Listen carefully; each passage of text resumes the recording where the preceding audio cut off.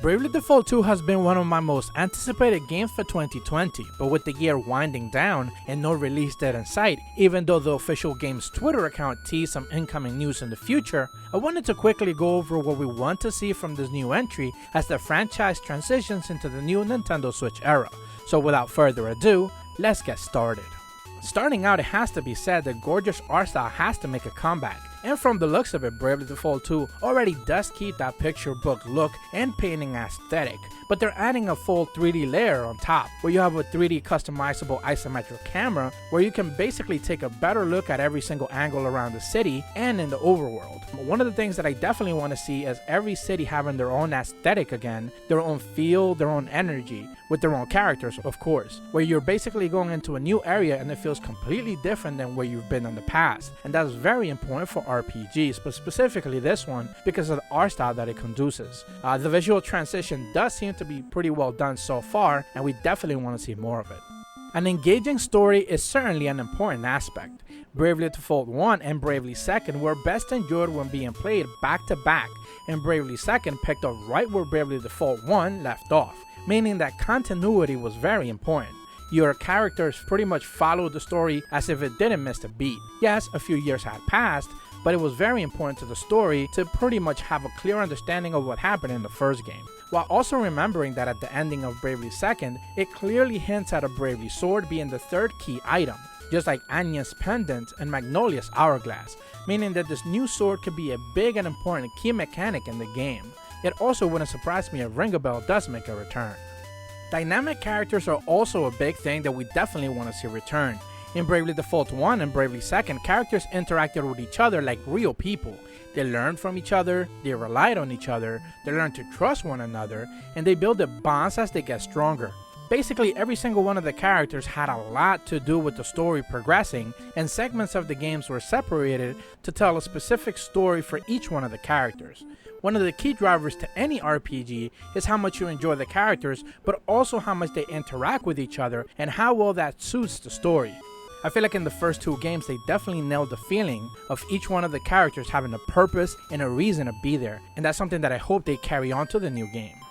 New Asterisk Holders are essentially a must in this new game. The job system is broken down into you defeating bosses who hold a specific asterisk so you can gain access to a new job. Each of the Asterisk Holders has an interesting backstory, a connection to the world, and definitely a new sense of justice. They stand out from the rest of the characters that let you easily find your favorites. This is all on top of how the job may actually feel in combat, what abilities it has, what passives it has, where it's best suited, and where it's necessary. And we're not even talking about how great the outfits look for each one of the new jobs, so we're definitely hoping that Asterisk Holders get pushed to a brand new level. Quality of life changes are certainly important and they need to make a return, like bringing back fast tactic mechanics like the 16-speed battles, the options to repeat your last set of attacks, mixing and matching sub-jobs for bonuses, and the all-important auto dialogue option so you don't have to press A to continue a conversation.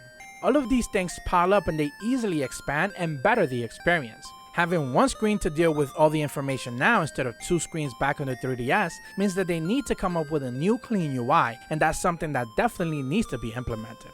Improvements to combat are also important.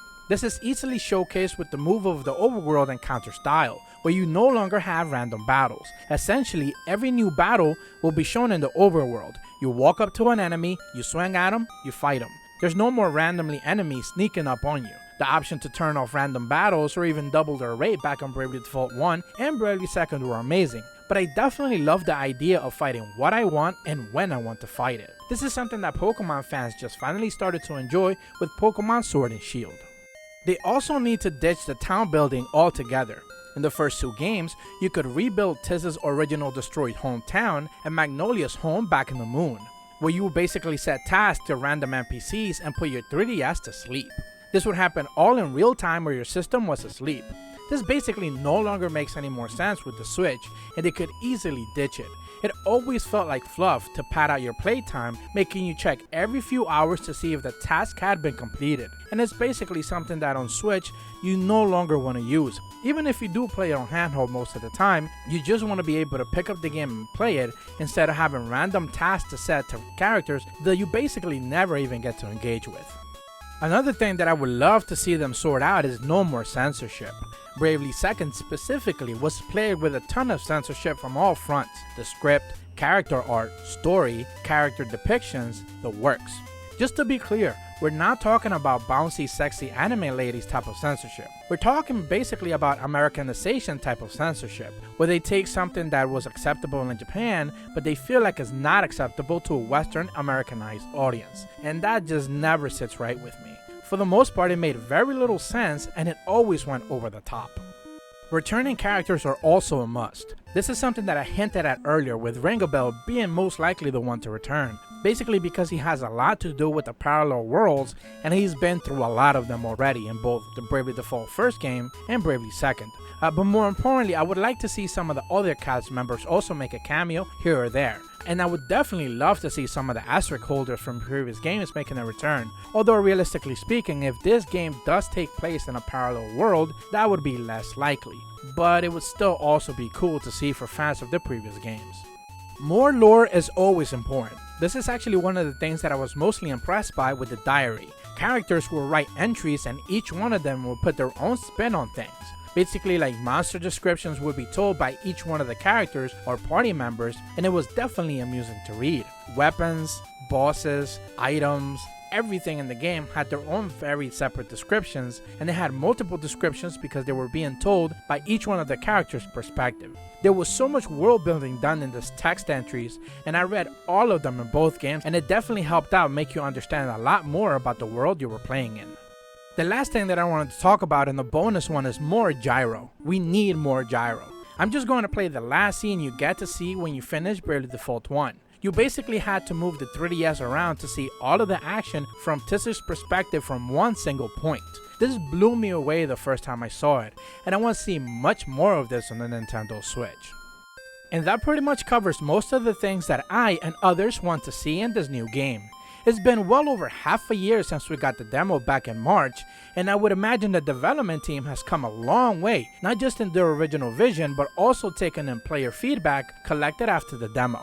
They took to Famitsu to do a few interviews earlier this summer to talk about how the game had been fully built with so much of the feedback in mind, and I'm hoping that whatever the end product ends up being has been worth the wait. I really hope you guys enjoyed this video. I didn't use a script this time around since I lost so much of what I already had written due to my PC breaking down last week. So I jotted down some notes and I kinda winged it. I usually write everything down, but in this case, because I didn't want to rewrite the entire script again, I just pretty much remembered the talking points that I wanted to use, and hopefully I managed to do the right thing. If you're new to my channel, be sure to leave a like and subscribe, and as always, thank you so much for watching. See ya!